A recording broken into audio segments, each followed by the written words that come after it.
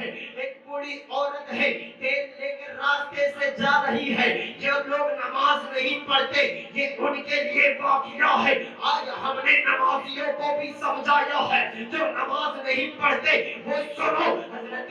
حضرت عمر فاروق کا زمانہ ہے. ایک بوڑھی عورت لکڑی لے کر ہاتھ میں مٹی کا پیالہ لے کر راستے سے جا رہی ہے. راستے سے چلتے اس کو ٹھوکر لگتی ہے تو تیل کا پیالہ مٹی کا پیالہ گر جاتا ہے.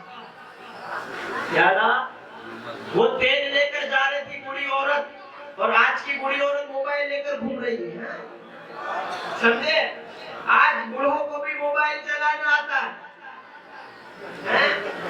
ان کو موبائل چلانا, ان کو انسٹاگرام چلانا, ان کو فیس بک چلانا, ان کو واٹس ایپ چلانا, کیسے ویڈیو کال ہوتا ہے ان کو چلانا سب پتا چلتا ہے, مگر قرآن پڑھنا نہیں آئے گا. قرآن پڑھنا نہیں آئے گا. مگر وہ بوڑھی عورت تھی, تیل کا پیالہ ہاتھ سے چھوٹ گیا, زمین نے وہ تیل نکل لیا. وہ بوڑھی عورت عمر فاروق کے پاس گئی انصاف کے لیے, کیونکہ سنا تھا حضرت عمر فاروق کی وہ عدالت ہے. یہ آج کی عدالتیں ہیں جہاں پیسوں سے کام چلتا ہے. یہ آج کی عدالت ہے جہاں رشوت سے کام چلتا ہے.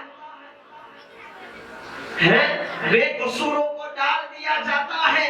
قصوروار گھوم رہے ہیں, بے گناہ جیلوں میں سڑ رہے ہیں, جو گناہ کرتے ہیں وہ آزاد گھوم رہے ہیں. مگر یہ کس کا دور ہے؟ حضرت عمر فاروق کا زمانہ ہے. وہ بوڑھی عورت گئی عمر فاروق کے بارگاہ میں, عرض کرنے لگی عمر فاروق سے, مجھے میرا تیل چاہیے. کیا چاہیے؟ تیل چاہیے. حضرت عمر فاروق نے اپنے خادم کو بلایا اور کہا, جا بیت المال سے اس کو ایک تیل بھر کے دے دے, جتنا پیالے سے اس کا تیل دھل گیا ہے, جتنا زمین میں اس کا تیل نکل گیا اتنا تیل دے دے. تو وہ بوڑھی عورت بھی آج کی بوڑھیوں کی طرح چالاک تھی. آج کی بوڑھی عورتوں کی طرح وہ بھی کیا تھی؟ چالاک تھی. کہتی ہے مجھے تمہارا تیل نہیں, مجھے میرا تیل چاہیے جو زمین میں نکلا ہے. کون سا تیل؟ آپ بیت المال کی کمیٹی سے آپ مجھے تیل نہ دیجئے, بلکہ وہ تیل دیجئے جہاں زمین نے نکالا ہے. وہاں کے حضرت عمر فاروق نے کہا, ہے بوڑھی اماں کیا بات کرتی ہے تو, وہ تیل کیسے نکل سکتا ہے؟ وہ تیل کیسے نکل سکتا ہے جو زمین میں پیوست ہے, جو زمین نے نکل لیا ہو, وہ تیل کیسے نکل سکتا ہے؟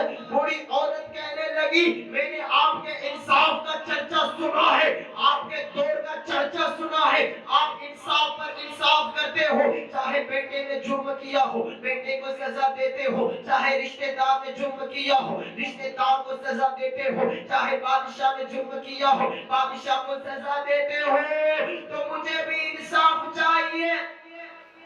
کیا چاہیے؟ انصاف چاہیے. مجھے آپ کا تیل نہیں, مجھے میرا تیل چاہیے جو زمین نے نکلا. کہا کوئی بات نہیں.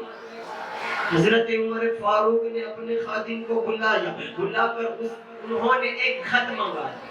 یعنی پہلے کے زمانے میں یہ کاغذ نہیں تھے, چمڑے کے اس میں لکھتے تھے. کس میں؟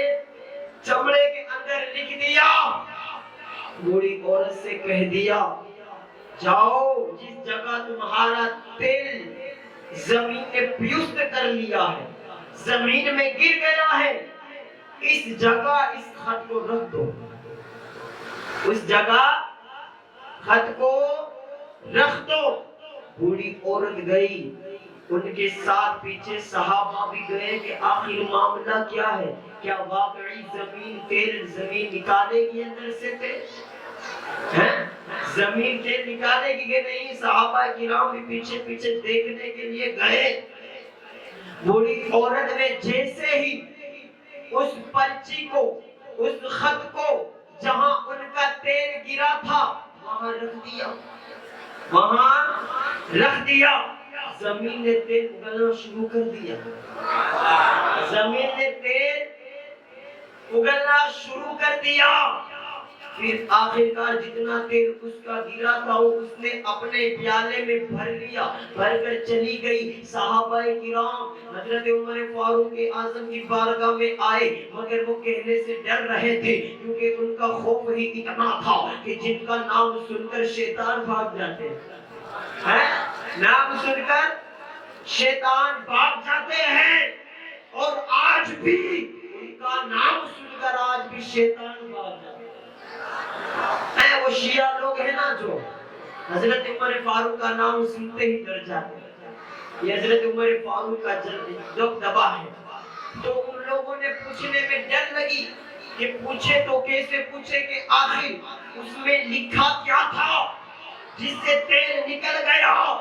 تو اے ڈیٹان کی سرزمین میں رہنے والے سنی مسلمانوں جو نماز نہیں پڑھتے، جو اپنے آپ کو مسلمان کہتے ہیں، جو اپنے آپ کو نبی کا دیوانہ کہتے ہیں، وہ سنو اس میں کیا لکھا تھا، سنو۔ صحابہ نے پوچھا حضرت عمر فاروق سے بتاؤ اس میں کیا لکھا تھا۔ تو حضرت عمر فاروق نے فرمایا سننا، جو نماز نہیں پڑھتے نا وہ سننا، جو نماز نہیں پڑھتے ہیں اور آج سے ہی نماز شروع کر دینا۔ اس میں کیا لکھا تھا پتا ہے؟ کیا لکھا تھا؟ اے زمین اس بوڑھی عورت کا تیل واپس کر دے ورنہ تیرے اندر بے نمازی کو دفن کر دوں گا۔